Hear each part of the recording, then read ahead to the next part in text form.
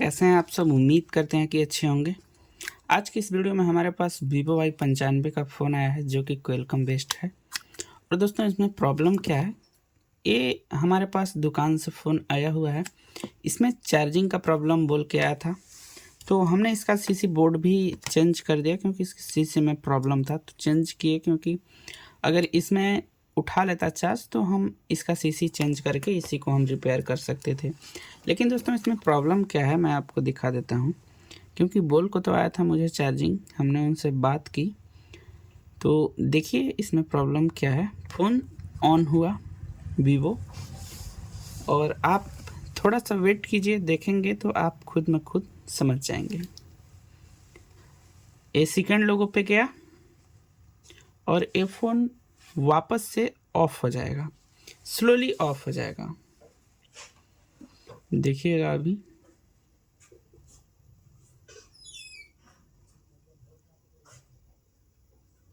ये देखिए, थोड़ा सा आया था स्क्रीन पे और फिर ये फ़ोन ऑफ हो गया। यानी कि दोस्तों अब इसे अगर आप ऑन करेंगे तो फिर से ऑन, देखते हैं होता है कि नहीं। फिर से ऑन हो गया। ये बार बार ऐसे ही करता है। एक बार हम और देख लेते हैं।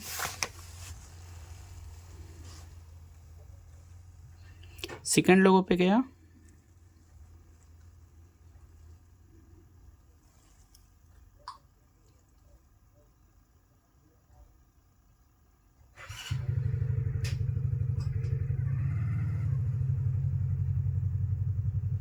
और ये फिर ऑफ हो गया।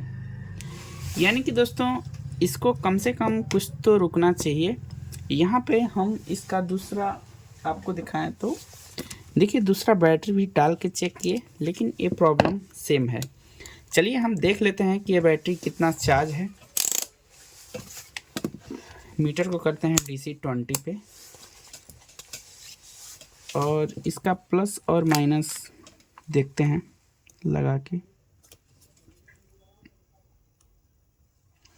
देखिए दोस्तों, लगभग बैटरी में 3.72 का चार्ज है। यानी कि इतना चार्ज पे ये फ़ोन प्रॉपर ऑन होना चाहिए, स्क्रीन दिखाना चाहिए और सब कुछ दिखाना चाहिए। लेकिन ये फ़ोन फिर भी ऑन नहीं हो रहा है, बोले तो फुल ऑन नहीं हो रहा है। ऐसी प्रॉब्लम बहुत ही कम देखने को मिलती है मार्केट में, लेकिन दोस्तों आपको नॉलेज होना चाहिए कि ऐसा भी प्रॉब्लम हमारे फ़ोन में आता है। चलिए इसके कैमरे को हम अलग कर लेते हैं और फिर हम देखते हैं। देखिए दोस्तों, जब सामने से तो हमारा सारा सील्ड पैक है, लेकिन बाहर से इसके चार्जिंग सेक्शन का सील्ड उखाड़ा गया है। आप देख सकते हैं बहुत ही बुरी तरीके से उखाड़ा गया है। ऐसा सील्ड ना करवाएं क्योंकि Vivo का फ़ोन होता है और इसकी सील्ड काफ़ी मजबूती से इसके मदरबोर्ड में फिट किया जाता है।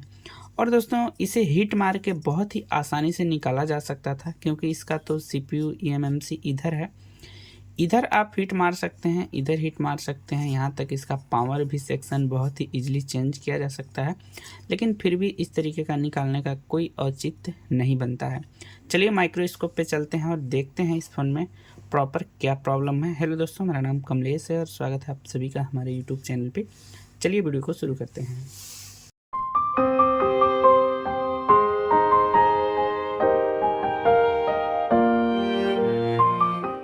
देखिए दोस्तों, ये हमारा मदरबोर्ड है। हम इस पे कोई भी काम करने से पहले हम चेक करेंगे कि इतने सारे प्रिंट यहाँ से इसके लेयर डैमेज हुआ है, तो हम देखेंगे कि कोई ऐसा कंपोनेंट तो डैमेज नहीं हुआ है जो हमारे काम का हो। तो इसीलिए हम यहाँ से चेक करेंगे। सबसे पहले दोस्तों, कोई भी ऐसा फ़ोन आए जिसमें इस तरीके का प्रॉब्लम हो तो इसमें कभी भी कोई भी ऐसा काम ना करें, पहले आप प्रॉपर स्कैनिंग करें। देखिए दोस्तों किस तरीके से इसका लेयर डैमेज हुआ है। यहाँ पे एक कंपोनेंट था जो कि एक कैपेसिटर होता है, वो भी निकल चुका है। और अगर हम बारीकी से देखेंगे तो दोस्तों देखिए, ये लाइन यहाँ से ब्रेक है, ये लाइन यहाँ से ब्रेक है, जो कि इसका टीपी पॉइंट है यहाँ से लेके यहाँ तक ही ब्रेक हुई है। एक बार हम इसे जूम कर लेते हैं।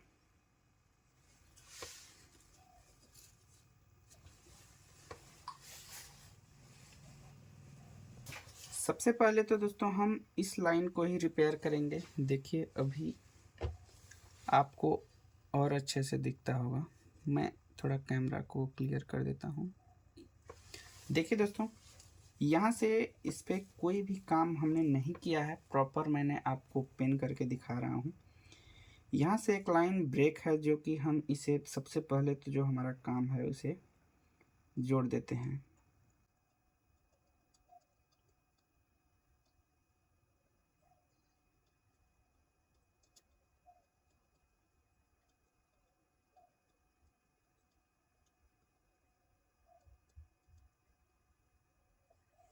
दोस्तों इसे एक बार हम जोड़ने से पहले एक बार हम इसका रीडिंग चेक कर लेते हैं कि रीडिंग किधर से आ रहा है, रजिस्टर की तरफ से आ रहा है या फिर जो इसका टीपी बनाया गया है इस टीपी की तरफ से आ रहा है। अगर हम यहाँ पे सटाते हैं तो देखिए यहाँ पे कोई रीडिंग नहीं है, लेकिन यहाँ पे देखिए रीडिंग है दोस्तों, 700 कुछ की रीडिंग है। यानी कि कहीं ना कहीं ये हमारी सप्लाई की ही पिन लगती है जो कि ये रजिस्टर से होके और आगे को जाती है। जो हमारा सबसे पहला काम है, हम इस लाइन को पहले फिक्स करेंगे।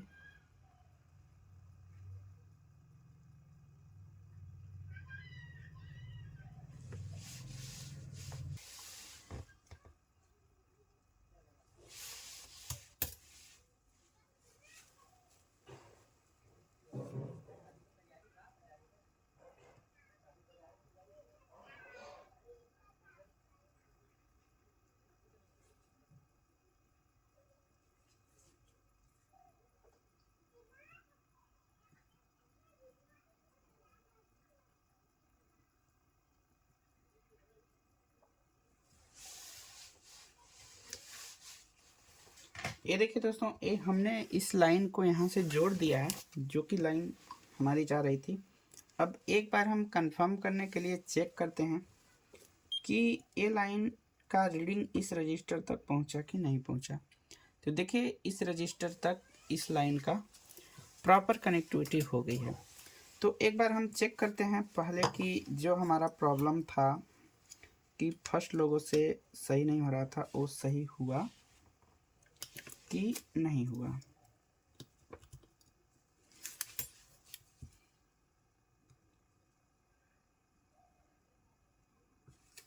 फ़ोन हमारा ऑन हुआ। एक बार हम इसे चेक करेंगे पूरा ऑन होते तक कि ऑन हो रहा है पूरा कि नहीं कंप्लीटली। ये देखिए ये अभी भी हमारा फ़ोन कंप्लीट ऑन नहीं हुआ, ये हमारा बंद हो गया। इस सिचुएशन में हम इसके बैटरी आईडी लाइन को चेक करेंगे कि इसके बैटरी लाइन पे कितना वोल्टेज हमारा बन रहा है। उसके लिए हम फ़ोन को चार्ज पे कनेक्ट करेंगे और इसमें हम वोल्टेज चेक करेंगे कि हमें क्या वोल्टेज मिलता है। देखिए यहाँ से हमारा 1 पॉइंट कुछ का मिली वोल्टेज मिल रहा है सप्लाई।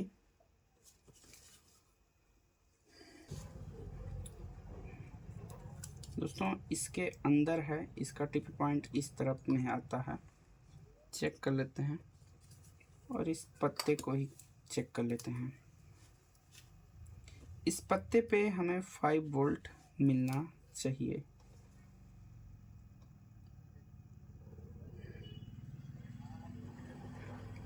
देखिए इस पत्ते पे हमारा 5 वोल्ट मिल रहा है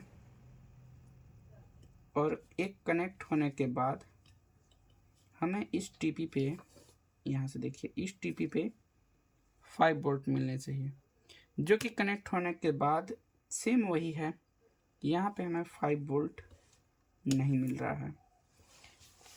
अगर वोल्टेज नहीं मिल रहा है तो एक बार हम मीटर को कंटिन्यूटी रेंज में लगाएंगे और यहाँ की सप्लाई चेक करेंगे। देखिए यहाँ की सप्लाई हमारी प्रॉपर ओके है और इसका रीडिंग भी ले लेंगे। रीडिंग भी देखिए ओके है। अब बात समझने वाली ये है कि इस पत्ते तक तो हमारी 5 वोल्ट की सप्लाई आ रही है। मीटर को हम फिट करेंगे DC20 पे।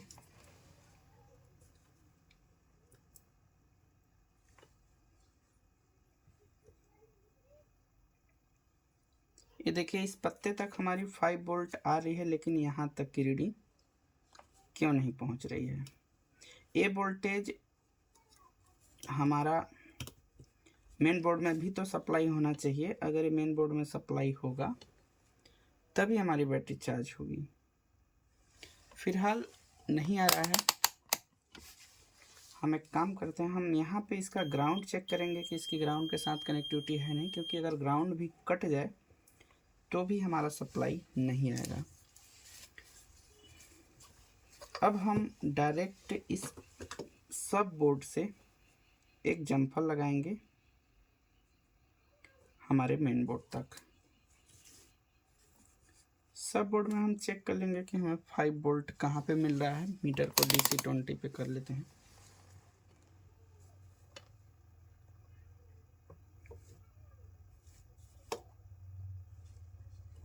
ये बोर्ड दोस्तों हमारा यहाँ पे देखिए, यहाँ पे हमें 5 वोल्ट मिला।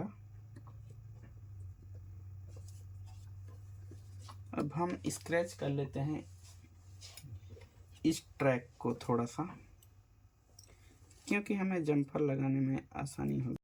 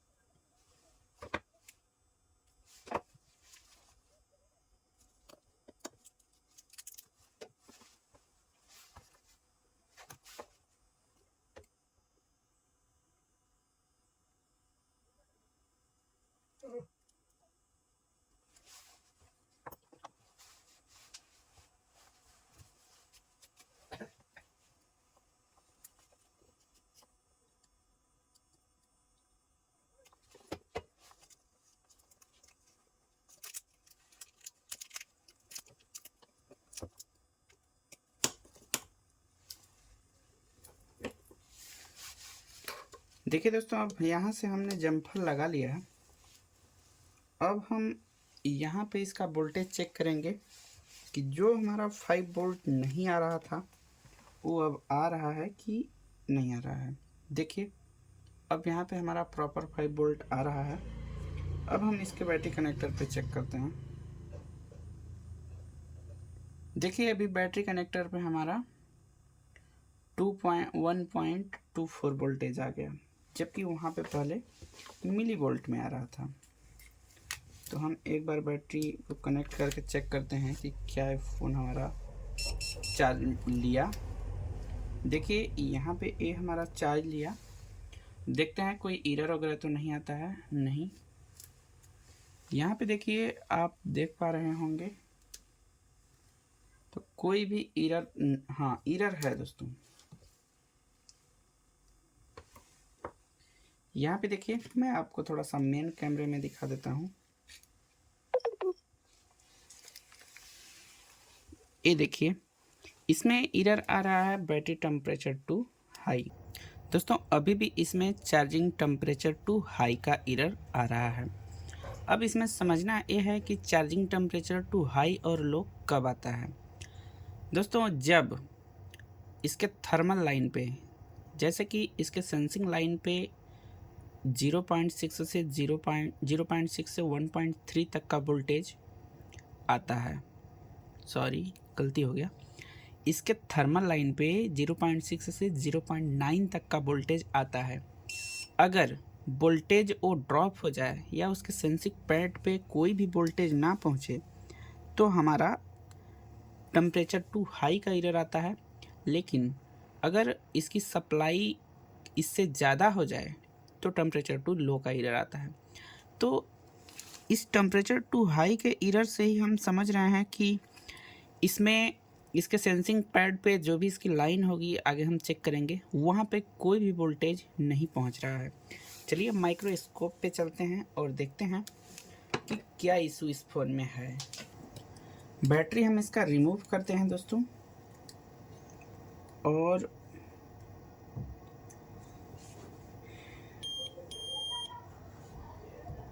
ये जो आप टीपी देख रहे हैं, ये टीपी हमारा पावर आईसी से PMI 632-502 नंबर की आईसी लगी है। पावर आईसी के 76 नंबर के पिन से यहाँ पे सप्लाई आती है, लेकिन आप देख सकते हैं यहाँ पे जो सप्लाई है वो हमारी एकदम शॉर्टिंग की लाइन है। ये लाइन शॉर्ट नहीं होना चाहिए। अगर यही लाइन शॉर्ट रहेगा तो हमारी थर्मल सर्किट काम नहीं करेगी और हमारा एरर आएगा चार्जिंग टेम्परेचर टू हाई। अगर लाइन लीकेज हो जाती और वहाँ पे वोल्टेज नहीं पहुँचता, फिर भी हमारा चार्जिंग टेम्परेचर टू हाई का एरर आता। अब यहाँ पे देखिए, ये जो यहाँ पे कैपेसिटर लगा होता है यहाँ पे, अभी तो दोस्तों यहाँ पे वैल्यू आ गई, यानी कि यहाँ पे वैल्यू आने का मतलब, अभी हम फिर एक बार चेक कर लेते हैं तो मैं आपको बता रहा हूँ। हाँ देखिए, यहाँ पे वैल्यू आ गई। जो टीपी पॉइंट पे हमारा शॉर्टिंग आ रहा था, यहाँ पे वैल्यू आ रही है, यानी कि एक बार हम इसे चेक करते हैं, कहीं इसका पत्ता ही तो शॉर्ट नहीं है, क्योंकि इसी पत्ते से होके हमारी ये लाइन नीचे सबबोर्ड में जाती है और वहाँ थर्मिस्टर तक पहुँचती है। हाँ, ये देखिए दोस्तों, जब हम इस पत्ते को निकाल देते हैं तो यहाँ पे वैल्यू आ रही है, लेकिन जब इसे लगा देते हैं तो यहाँ पे हमारी शॉर्टिंग आ रहा है। तो इसे चेक करने के लिए हम एक और काम कर सकते हैं। अगर हो सकता है कि ये मार्केट वाला सब बोर्ड है, इसका सब बोर्ड है नहीं और यहीं पे इसका थर्मिस्टर होता है, तो हम एक बार सब बोर्ड को डिसकनेक्ट करके देखते हैं कि यहाँ पे वैल्यू है कि नहीं है। देखिए यहाँ पे हमारी प्रॉपर वैल्यू है, यानी कि सब बोर्ड की वजह से शॉर्टिंग आ रहा है। तो हम एक बार दूसरा सब बोर्ड लगा के चेक कर लेते हैं। ये हमारी 5 वोल्ट प्लस का जम्पर है जो हम डायरेक्ट दिए थे, और इसका सब बोर्ड यहाँ पे है। एक बार लगा के ऐसे ही और हम चेक कर लेते हैं कि हमारी जो रीडिंग आ रही है कि इस सब बोर्ड में भी शॉर्टिंग बता रहा है। नहीं दोस्तों, आप देखिए यहाँ पे हमारा इस सब बोर्ड में भी शॉर्टिंग नहीं है, क्लियर हो गया है। अब हम इसका 5 वोल्ट का जम्पर लगा देते हैं इस पे। आपको दिख नहीं रहा है, रुकिए एक सेकेंड, यहाँ पे लगाते हैं, यहाँ पे देखिए दोस्तों, हम इसके 5 वोल्ट का जम्पर लगा दिए हैं और भलाई इसका टेम्परेचर टू लो का एरर हट जाएगा, हाई का एरर हट जाएगा, फिर भी मैं इसकी थर्मल सर्किट को एक्सप्लेन कर दूंगा। अब हम इसमें चार्ज लगाते हैं और चेक करते हैं कि हटा कि नहीं हटा। ये देखिए, ये फ़ोन हमारा चार्ज लिया है, चार्ज उठाया, और यहाँ पे हम थोड़ा देर वेट करते हैं और फिर देखते हैं।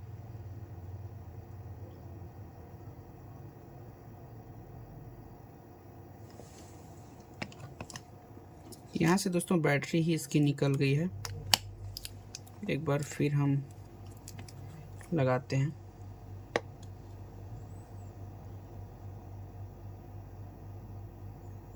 ये फ़ोन डायरेक्टली ऑन हो रहा है। इस बार इसको ऑन हम बाद में करेंगे।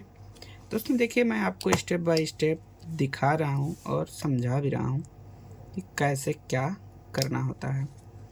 देखिए यहाँ पे हम इसे चार्ज कनेक्ट किए। अगर चार्जिंग टेम्परेचर टू हाई का एरर हट गया होगा तो हम आगे इस पे बात करेंगे। थोड़ा देर वेट करते हैं क्योंकि आ सकता है, लेकिन नहीं दोस्तों, ये थर्मल की लाइन शॉर्टिंग की वजह से ही हमारा एरर आ रहा था इस पे, और ये फ़ोन हमारा जो है ऑन नहीं हो रहा था। अब दोस्तों मैं आपको इसकी थर्मल सर्किट के बारे में बता देता हूँ थोड़ा सा। देखिए दोस्तों, Vivo Y95 में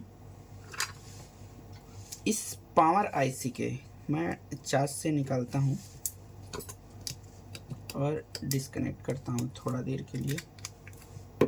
दोस्तों थोड़ा सा आप टाइम दे देंगे तो आपको बेहतरीन नॉलेज दे सकूँगा।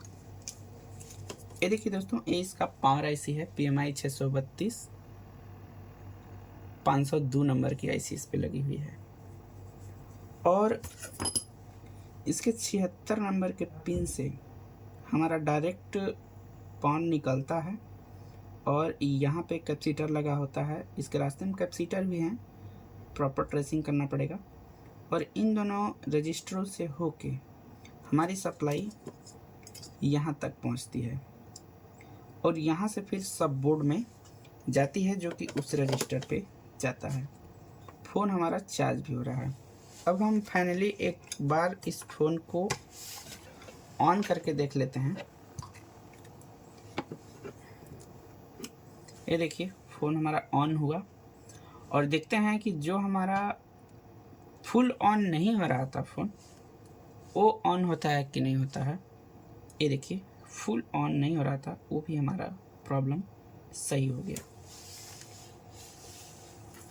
यहाँ पे देखिए, जो हमारा कुछ भी ऑन नहीं हो रहा था वो प्रॉब्लम भी हमारी सॉल्व हो गई। फ़ोन हमारा ऑन भी हो गया, और इस पे हम चार्ज भी करते हैं तो देखते हैं। ये देखिए, चार्जिंग भी हमारा सपोर्ट किया है, और इस पे हम एम्पियर देखते हैं कि कितना एम्पियर उठाया है, उसके हिसाब से हम इसका ही कर लेंगे। मैं यहाँ पे एम्पियर मीटर लगाता हूँ, और एम्पियर के हिसाब से भी पता चल जाएगा कि ये फास्ट चार्जिंग हो रहा है कि नहीं हो रहा है। दोस्तों जिस हिसाब से एम्पियर उठाया है आप देख सकते हैं, यहाँ से 0.52 का एम्पियर ए ले रहा है, यानी कि ए चार्ज भी होगा। ये फ़ोन 100% चार्ज होगा, और पोर्ट भी बनाएगा USB से।